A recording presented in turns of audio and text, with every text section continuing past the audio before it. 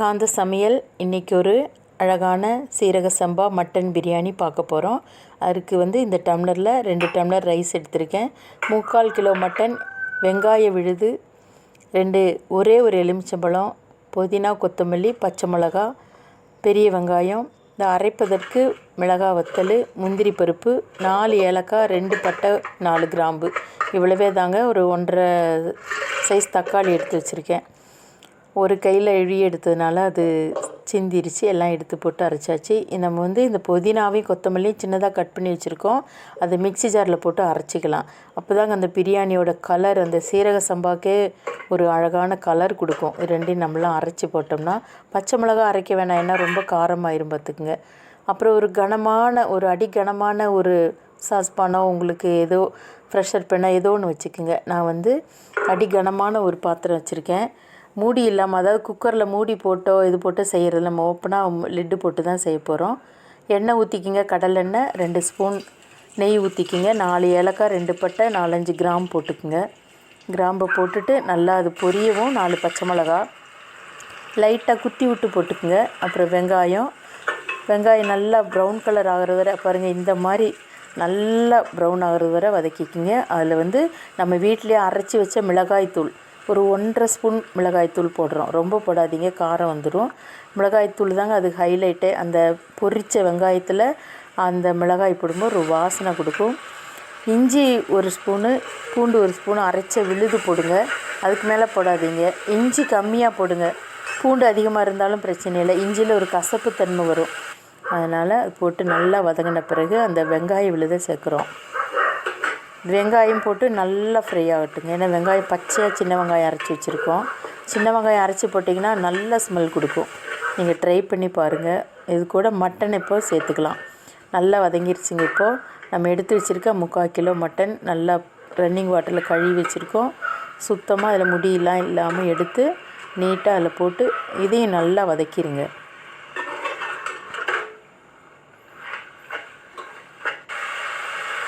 நல்லா வதங்கிட்டுருக்குங்க. இப்போ தயிர் சேர்த்துக்கலாம். தயிர் சும்மா சின்ன டம்ளர், ஏறக்குறைய நம்ம குழம்பு கரண்டியில் 1 கரண்டி தயிர். ரொம்பவும் வேணாம், அது புளிக்காத தயிராக இருக்கணும். ரொம்ப புளிச்சதும் ஊற்றக்கூடாது. ஊற்றுங்க. அப்புறம் நம்ம அரைச்சி வச்சுருக்கோம் பார்த்திங்களா விழுது, அதையும் போட்டுக்குங்க. போட்டு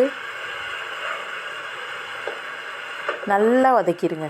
நல்லா அந்த ஸ்மெல் வெளியில் வர்றது வரை நல்லா வதக்குங்க. கொஞ்சம் கை வலிக்கும் தான், பரவாயில்ல. எப்படி மட்டன் பிரியாணி சாப்பிட்றது. அதுக்கு பிறகு நம்ம வெட்டி வச்ச 1.5 தக்காளி. ரொம்ப தக்காளி சேர்த்திங்கன்னா தக்காளி சாதம் மாதிரி ஆயிரும் பார்த்துங்க. இந்த பிரியாணியோட ஃப்ளேவர், ஸ்மெல் எதுவும் வராது. அதையும் கொஞ்சம் நல்லா வதக்கிடுங்க. புதினா, கொத்தமல்லி பேலன்ஸ் இருக்குது பார்த்திங்களா, அதையும் போட்டு அது கூட சேர்த்து நல்லா வதக்கிக்கலாம். சண்டேயில் இப்படி குட்டீஸ்க்கு செஞ்சு கொடுங்க, ரொம்ப விரும்பி சாப்பிடுவாங்க. நான் ஸ்பைசஸ் நிறைய இல்லை, காரமாகவும் இருக்காது வீட்டில் செய்கிறதுனால. இந்த ஸ்டேஜில் உப்பு போட்டுக்குங்க. உப்பு போட்டு நல்லா கறி சீக்கிரம் வேகும். போட்டு கொஞ்சம் அந்த பார்த்திங்களா எண்ணெய் கக்குது. நம்ம வதக்க மிக்ஸி ஜார் கழுவி அந்த தண்ணியை ஊற்றிடுறோம். ஊற்றிட்டு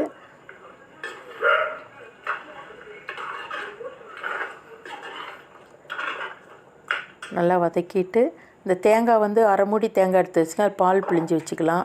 இந்த அரிசி 2 டம்ளர் அரிசி தண்ணியில் ஊற வச்சுக்கலாம். 20 நிமிஷம் ஊறினா போதுங்க தண்ணி. இப்போ அதுக்கு மூடி போட்டு மூடி வச்சிடலாம். திறந்து பார்ப்போம்.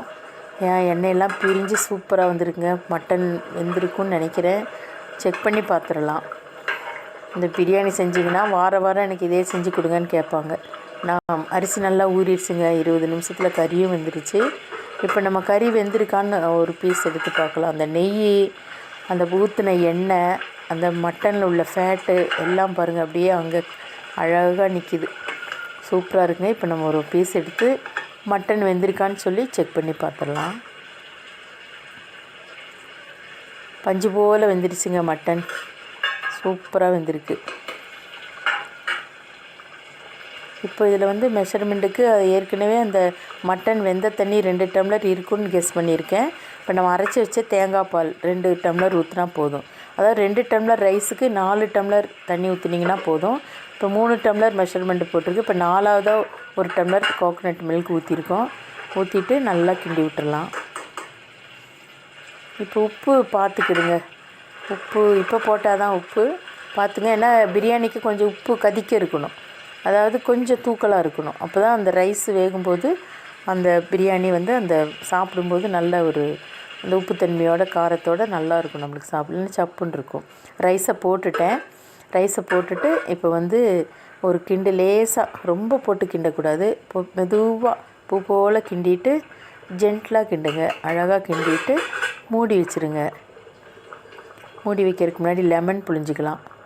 லெமன் இப்போ தான் புழியணும். ஸ்டார்டிங்லேயே லெமன் புழிஞ்சிங்கன்னா அந்த ரைஸ் வேகாதுங்க. நிறைய பேர் அப்படி தான் பண்ணுறாங்க, ஸ்டார்டிங்கில் புழிஞ்சிடுறாங்க. அப்படி புழியக்கூடாது. அந்த ஒரு லெமனை புழிஞ்சி விட்டாச்சு சூப்பராக. இப்போ ஒரு கிண்டு நல்லா கிண்டிடுங்க. எல்லா பக்கமும் அந்த லெமன் சாறு போய் எல்லா பக்கமும் அது ஜூஸ் எல்லாம் இறங்குற மாதிரி போட்டுருங்க. அவ்வளோதாங்க. என்னத்த பிரியாணி பார்த்து செகண்டாக செஞ்சிடலாம் பாருங்கள். இது என்ன ஒரு 40 நிமிஷம் கூட இல்லை, பிரியாணி ரெடி ஆகிடுச்சு. அவ்வளோதாங்க, சூப்பர். எப்படி வந்திருக்கு பாருங்கள். அதாவது நம்ம ஊற்றின தண்ணி, அந்த நெய் எல்லாம் கரெக்டாக இருக்குது பாருங்கள். அளவு சூப்பர்ப்பாக வந்திருக்குங்க, அட்டகாசமாக. அது நீங்கள் சமைச்சு பார்த்துட்டு தான் சொல்லணும். நானே சூப்பர்னு சொல்லிக்கக்கூடாது, இருந்தாலும் எனக்கு சூப்பராக தெரியுது. நான் நினச்சா செஞ்சுருவேங்க. வாரத்தில் 2 தடவை 3 தடவை பிரியாணி. இது வெஜ்லேயும் செய்யலாம், காய்கறி எல்லாம் போட்டு செய்யலாம், பன்னீரில் செய்யலாம், காளானில் செய்யலாம், எதில் வேணாலும் இதே மெத்தடில் செய்யுங்க, அட்டகாசமாக இருக்கும். இப்போ மல்லித்தலை கொஞ்சம் தூவிட்டு மேலால் ஒரு ஸ்பூன் நெய், நல்லா பசுமாட்டு நெய்னால ரொம்ப இதாக இருக்கும். ஒரே 1 ஸ்பூன் ஊற்றுங்க, அழகு போல் ஊற்றிட்டு நம்ம மூடி போட்டு ஒரு வெயிட்டு தூக்கி வச்சுருங்க. இந்த கீழே தோசைக்கல் வைக்கிறது, மேலே நெருப்பள்ளி போடுறது எதுவும் கிடையாது. சிம்மில் வச்சுருங்க. 5 நிமிஷம் ஓப்பன் பண்ணுங்கள். வாவ், ஸ்மெல்லு பக்கத்து வீட்டுக்கு தூக்குதுங்க. அருமையாக இருக்குது ஸ்மெல்லு, அட்டகாசமாக இருக்குங்க. பரிமாற வேண்டி தான், அவ்வளோதான். என்னத்தை சூப்பர்ப்பாக வந்திருக்குங்க. உதிரியாக இருக்குது, உதிரியாக இருக்குங்க. சூப்பராக சமைச்சு பாருங்கள். குட்டீஸுக்கு செஞ்சு அசத்துங்க. நீங்களும் சமையல் வல்லுநராக ஆயிடுவீங்க. எனக்கெல்லாம் சமைக்கவே தெரியாதுங்க, இப்போ தான் நான் சமைக்கிறேனே. எங்கள் அம்மா சின்னதில் செஞ்ச ஞாபகம்லாம் பார்த்துட்டு இப்போ அதை வந்து சமைச்சிட்ருக்கேன். மறுபடியும் அதை ஒன்றா ஞாபகப்படுத்தி சமைக்கிறேன். இதை வந்து பங்களா பிரியாணின்னு சொல்லுவாங்க, பட் இதில் சீரக சம்பாவில் சேர்த்து செய்கிறனால நம்ம சீரக சம்பா பிரியாணினே வச்சுக்கலாம். இப்போ பரிமாறிடலாங்க. பசியை அடக்க முடியல, அந்த ஸ்மெல்லு ஆவி பறக்க கொதிக்க பிரியாணி 1 ஹவர் கூட இல்லை, 40 மினிட்டில் செஞ்சு முடிச்சிட்டோம். சூப்பர்ப்பாக இருக்குங்க, அட்டகாசமாக. சைடில் ஒரு தயிர் ரைத்தா வச்சுக்கோங்க. ஏதாவது ஒரு சைட் டிஷ் சில்லி ஏதாவது அப்படி வச்சுட்டு குழந்தைகளுக்கு கொடுத்து பரிமாறுங்க. செஞ்சு தான் பாருங்களேன். என்னங்க செலவாயிட போகுது, 500 கூட செலவாகலைங்க. இன்றைக்கி செஞ்சு பாருங்கள், அசத்துங்க. லைக் பண்ணுங்கள், ஷேர் பண்ணுங்கள், கமெண்ட் பண்ணுங்கள். மற்றொரு வீடியோவில் சந்திக்கிறேன். ரொம்ப தேங்க்ஸ். என்னோடய ஃபாலோவர் அனைவருக்கும் ரொம்ப நன்றி. கறி எடுத்து சாப்பிட்டு பாருங்கள், சூப்பர்ப்பாக இருக்குங்க. தேங்க்யூ. நீங்கள் வந்து செஞ்சு சாப்பிட்டுட்டு சொல்லுங்கள். இன்னொரு வீடியோவில் சந்திக்கலாம். நன்றி.